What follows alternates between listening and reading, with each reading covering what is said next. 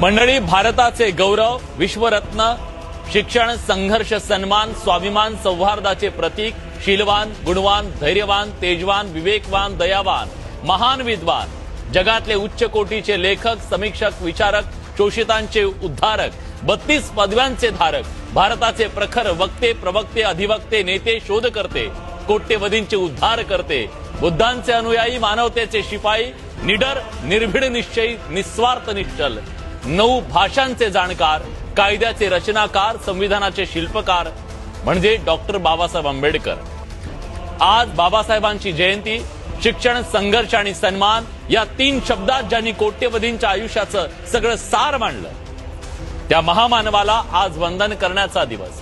लोक म्हणतात ते फक्त कायद्याचे जाणकार होते, मी म्हणतो ते अन्यायाविरुद्ध धगधगणारी मशाल होते। लोक म्हणतात ते संविधानाचे शिल्पकार होते, मी म्हणतो ते या देशातल्या शेवटच्या माणसाला माणूस म्हणून जगण्याचा अधिकार देणारे महान नेते होते।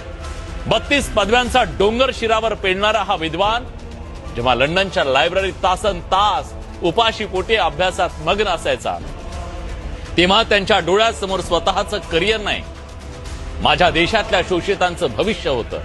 9 भाषांचे जाणकार, पण त्यांची खरी भाषा एक, मानवता। ज्या हाताने कधी काळी काळाराम मंदिराचे दरवाजे